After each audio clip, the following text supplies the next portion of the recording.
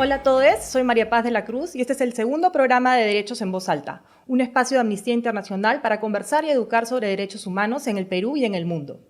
Como sabemos, en el 2023, 1.353 niñas fueron forzadas a ser madres en Perú producto de una violación, entre ellas 4 menores de 11 años. Es por eso que en esta edición estamos con la doctora Marta Rondón. Ella es médico psiquiatra del Instituto Nacional Materno Perinatal, conocido como la Maternidad de Lima, con quien conversaremos sobre las limitaciones para la aplicación del aborto terapéutico en el Perú y los desafíos generales para acceder al derecho a decidir. Luego conversaremos con Dipaola Linares, ella es activista de Amnistía Internacional, quien nos presentará nuestra nueva campaña Otra Historia es Posible. Hola Marta, ¿cómo estás? Gracias por estar aquí en esta segunda edición de Derechos en Voz Alta. Hola, ¿cómo estás, María Paz? Muy bien, gracias. Para los que no conocen, el aborto terapéutico es la interrupción voluntaria del embarazo cuando es el único medio para salvar la vida de la persona gestante o para evitar un daño en su salud física o mental o un mal grave permanente. Y es legal en el Perú desde hace 100 años. ¿Cuál es tu experiencia, Marta, con el aborto terapéutico como médica de la Maternidad de Lima? Es una experiencia de frustración, pero de avance. Hace 15 o 20 años solamente hablábamos del aborto terapéutico en las reuniones de feministas y un poco a media voz. Y ahora el Estado peruano envía médicos desde la maternidad a todas las regiones del Perú para capacitar a los ginecobstetras y al resto del equipo de salud sexual y reproductiva en el aborto terapéutico, en cuándo hay que aplicarlo y cómo se hace. Entonces sí creo que hemos avanzado un montón. En lo que no hemos avanzado es en que las ciudadanas no saben que es su derecho y un montón de prestadores de salud tampoco lo saben. Y entonces esa es una gran barrera para que se aplique. ¿Qué casos has acompañado en la maternidad que te han llamado la atención? Bueno, en la maternidad hemos visto muchísimos casos. Nosotros tenemos estadísticas desde el año 2009, pero que se empezó a aplicar en 2016. Hubo un incremento porque activamente incorporaron el componente de salud mental como causal para aborto terapéutico.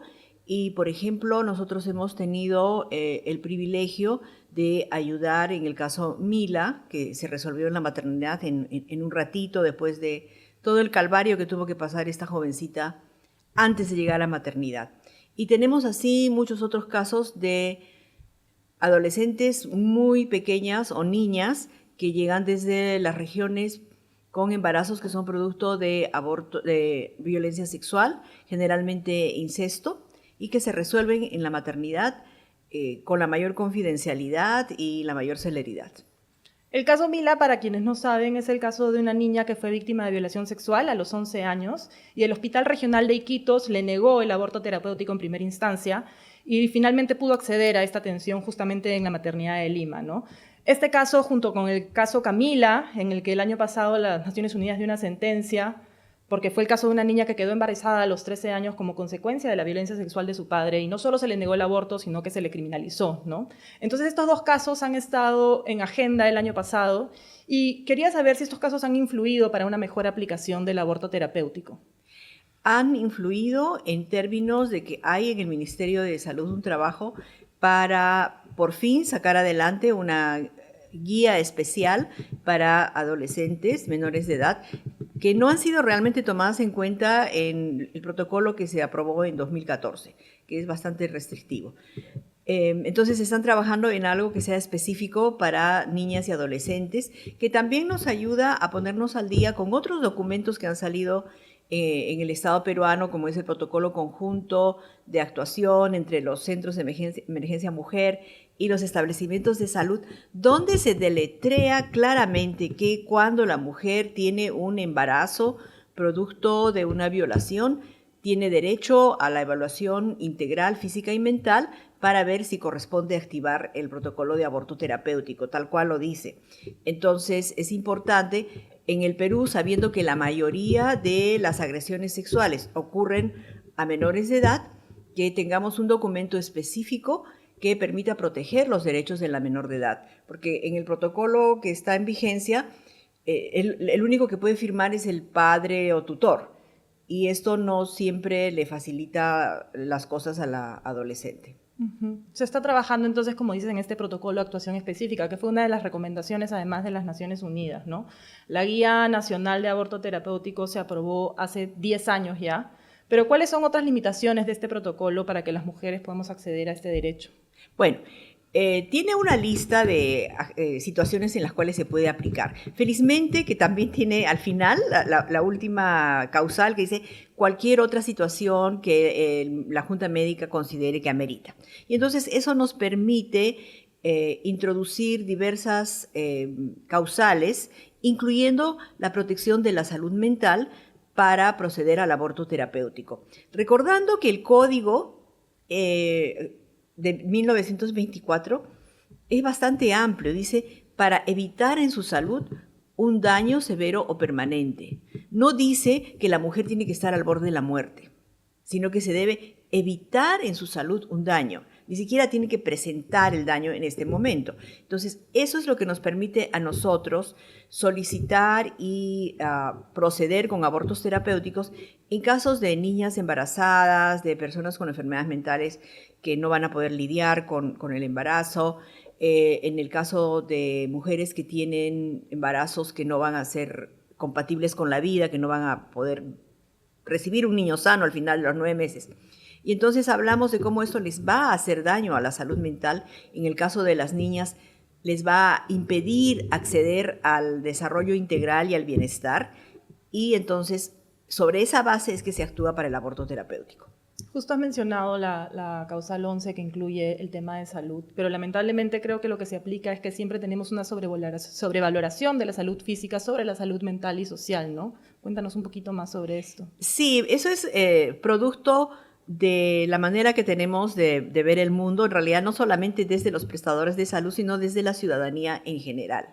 Y entonces alguien a veces te pregunta, pero solo porque está deprimida le vas a hacer un aborto, sin tomar en cuenta que la depresión es la primera causa de enfermedad en mujeres en edad fértil, no de enfermedad mental, sino de todas las enfermedades, y que es una enfermedad que tiene 15% de probabilidades de acabar en muerte por suicidio, que se acompaña de alcoholismo, que incrementa el riesgo de sufrir violencia y que en general le hace la vida miserable a una persona y a todo su entorno familiar. Nosotros no le damos suficiente importancia a la salud mental, a pesar que en el Perú la primera carga de enfermedad viene de las enfermedades neuropsiquiátricas y que en 2013 el Tribunal Constitucional falló que la salud mental es indispensable para la vida digna y por lo tanto el Estado debe atenderla prioritariamente. Cuando llegamos al procedimiento, en realidad en el protocolo se exige un nivel de complejidad, ¿no? ¿Es realmente necesario que se aplique en hospitales grandes, como se menciona en el protocolo? Lo que pasa es que en el protocolo es para básicamente salvar la vida o evitar un daño severo permanente y que se supone que en los hospitales de menor complejidad no van a tener, digamos, las competencias para resolver. Entonces, si tú tienes, por ejemplo, una mujer que está con lupus, esa mujer necesariamente se va a estar atendiendo en el tercer nivel, no en el primer nivel. Entonces, esa es la razón. Ahora se está tratando de hacer un piloto en establecimientos de menor complejidad, en los casos en los cuales la salud física, digamos, no es lo más importante o está en riesgo. La lista de patologías que se describen son súper restrictivas, pero además las interpretaciones son limitantes, ¿no? Y frente a esto es posible, no sé, que se apliquen prejuicios morales o religiosos para llegar a la objeción de conciencia y no hacer el Sí, bueno, ahí son dos cosas. Uno es el prejuicio de la profesión médica que se considera que es la guardiana de la sexualidad de las mujeres y tiene que decirles a las mujeres cómo vivir su sexualidad y cómo reproducirse o dejar de reproducirse. Y por otro lado está el tema de la objeción de conciencia, que en nuestro país ya está definido y está reglamentado. Un objetor de conciencia es una persona cuyas convicciones religiosas o éticas le impiden participar en un proceso de aborto terapéutico o sería en el caso de un suicidio asistido, si nosotros tuviéramos ese procedimiento. Y entonces, Cuando ingresa a trabajar a un sitio, le avisa por escrito a su director que él es objetor de conciencia y que no va a participar. Pero tiene la obligación, si se encuentra frente a un caso, de inmediatamente derivarlo con una persona que no es objetora de conciencia y que va a realizar el procedimiento. Y lo que no es un objetor de conciencia es un señor que hace abortos en su consultorio particular, pero que en el hospital le dice a la señora, no, es que yo soy defensor de la vida. Eso no es un objetor de conciencia, esa es una persona que no está cumpliendo con su trabajo. Uh-huh. ¿Y existen sanciones para el personal que al no querer aplicar o demorar el protocolo pone en riesgo la vida de las personas? Desgraciadamente, no. Nosotros tenemos en el Perú casos de mujeres que se han muerto porque no se aplicó el aborto terapéutico a tiempo. Tenemos mujeres con cáncer de mama, tenemos una mujer que siempre me acuerdo en Arequipa que murió por una insuficiencia cardíaca que debió haber sido abortada a tiempo y no se hubiera muerto. Al final fue un caso muy doloroso para la familia y una falta de cumplimiento de la función de los médicos que estuvieron involucrados. Pero no hay auditoría de estos casos y hasta donde yo sé, individualmente no hay sanciones. Las sanciones que han habido han sido contra una clínica privada que negó un aborto terapéutico y contra un hospital en Abancay que también negó aborto terapéutico. Mencionaste que a partir del caso Mila y el caso Camila se está avanzando en este protocolo de actuación específica para el caso de embarazo infantil, ¿no? Pero más allá de eso, ¿cuáles otras recomendaciones debería hacerse al Estado desde tu experiencia para reducir un poco estos obstáculos que se han ido describiendo? Pienso que existe una obligación de informar a la ciudadanía, pero esa es una obligación del Estado y también de las mujeres organizadas, que tenemos que informar adecuadamente a la ciudadanía. Para otro tema, ayer estaba revisando qué dice la literatura feminista acerca del aborto en el Perú y me encuentro con que esa propia literatura dice que en el Perú el aborto está prohibido o solo se permite para salvar la vida. Eso no es verdad. En el Perú el aborto está despenalizado para salvar la vida y para proteger la salud física o mental. Entonces, sí, desde las mujeres organizadas, que somos las que se supone que sabemos, vamos a mal informar, vamos muertos. Entonces, una cosa es informar, esto es una prestación de salud que todo el mundo debe tener conocimiento, que puede acceder. Y lo otro que creo que es bien importante es tomar en cuenta, sobre todo para las adolescentes que se embarazan fruto de la violencia sexual, que aunque hagamos un aborto terapéutico y evitemos que se vea cargada por el resto de su vida con la crianza del hijo del violador, el haber sufrido la violencia sexual le cambia la vida para mal. Por lo tanto, el Estado peruano tiene que preocuparse de disminuir las tasas de violencia sexual, particularmente contra niñas, niños y adolescentes, que en nuestro país son de terror. Uh-huh. Hemos hablado un poco sobre los casos de embarazo infantil y sobre la violencia sexual, pero en general cualquier persona con capacidad de gestar que lo desee o lo necesita debería acceder a un aborto, ¿no es cierto? ¿Qué piensas sobre eso? Eventualmente tenemos que llegar a la decisión libre, porque para las mujeres particularmente es muy importante decidir plenamente sobre su fertilidad. Y eso solamente puede ocurrir si tienen acceso al aborto seguro, que es el aborto legal. De otra manera, nunca vamos a alcanzar este interés estratégico que es la maternidad libre, segura y voluntaria. Pero tenemos que recordar que el Perú es una sociedad extremadamente conservadora y siempre estamos como un poquito a la saga del resto de América Latina. Cuando hubo el voto para las mujeres, el Perú fue el penúltimo país de América Latina en conceder el voto a las mujeres. El último fue Paraguay. Y yo pienso que en el tema del aborto terapéutico vamos a seguir el mismo camino, porque aún países como Chile, que antes estaban muy por detrás de nosotros, están avanzando más rápido. Ping Pong con Marta Rondón. Salud sexual. Indispensable para lograr la salud mental. Feminismo. Las mujeres con los mismos derechos que los hombres. Aborto. Una intervención de salud que es necesaria. Antiderechos. Aquellos que no reconocen que todas las personas somos iguales y podemos tener mismo dominio sobre nuestra vida. Embarazo forzado. Una desgracia que le ocurre a demasiadas niñas en nuestro país. Derechos reproductivos. El derecho a decidir, para ser libre, para ser sana, para ser feliz. Educación sexual integral. Indispensable para lograr la salud física y mental y el desarrollo del país. Muchas gracias, Marta, por acompañarnos y por esta conversación. Gracias a ustedes. Muchas gracias, María Paz. Desde Amnistía Internacional estamos lanzando una campaña vinculada al derecho a decidir llamada Otra historia es posible. Para conversar al respecto, estamos con Dipaola Linares. Ella es abogada, defensora de los derechos humanos y activista de Amnistía Internacional en Cusco. Hola, Dipaola, bienvenida a Derechos en Voz Alta. Hola María Paz, gracias por la invitación. Cuéntanos un poco más sobre esta campaña. ¿Cuáles son los pedidos principales?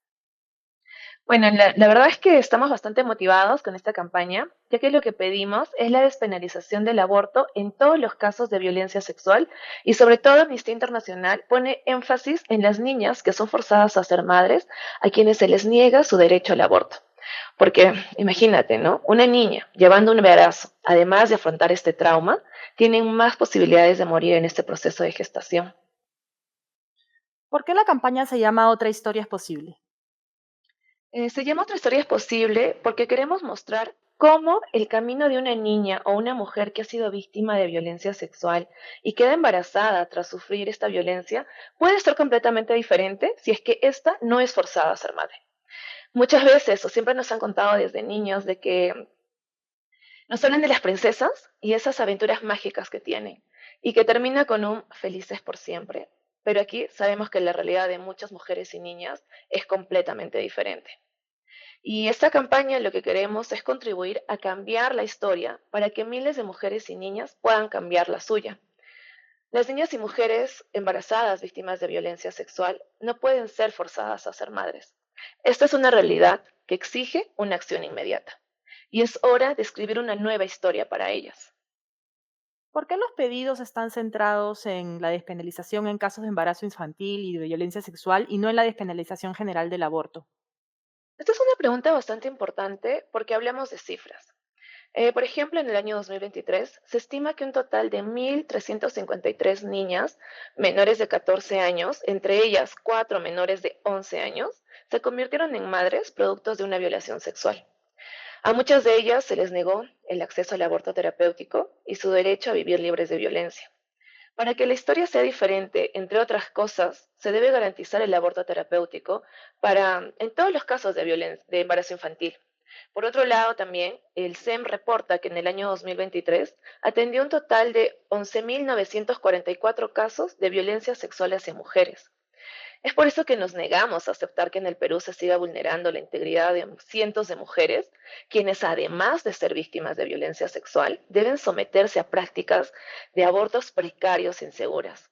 Para mí es importante mencionar que en Cusco se tuvo en el año 2023, en octubre, 2 casos, en el mismo mes, de una niña de 10 años y una niña de 12 años, a quienes, si bien es cierto, se les llegó a aplicar el aborto terapéutico, fue después de un proceso y mucho retraso a través de las autoridades e incluso negativa de estas, generando hasta revictimizar a estas niñas. Es por eso que demandamos una lucha contra el machismo estructural y la despenalización del aborto en todos los casos de violencia sexual para poder romper este círculo de violencia y se garantice su derecho al aborto. Las cifras que mencionas son realmente alarmantes. ¿Cómo pueden sumarse todas las personas que quieren escribir una nueva historia para todas las mujeres y personas con capacidad de gestar, ¿no? ¿Cómo pueden informarse sobre esta situación y unirse a la campaña? Para escribir una nueva historia, lo principal, considero yo, como persona, nos debemos informar. Y para informarnos sobre toda esta campaña y toda la situación que atraviesa por lo menos el Perú, Amnistía Internacional, a través de sus plataformas, las redes sociales, Amnistía Internacional Perú, tiene toda esa información que nosotros podemos obtener y es por eso que les invitamos a sumarse para poder, no sé, crear otra historia posible. Muchísimas gracias, Dipaola. Gracias. Si te gustó este programa, compártelo. Pero antes de irte, te dejamos un par de maneras de sumarte al movimiento y tomar acción por los derechos humanos. Firma aquí nuestra petición para exigir la despenalización del aborto en casos de embarazo infantil y violación sexual, porque otra historia es posible. Firma aquí nuestra petición para exigir verdad, justicia y reparación para todas las víctimas de la represión de las protestas iniciadas en diciembre del 2022. Muchas gracias y nos vemos pronto para seguir hablando en voz alta de derechos humanos.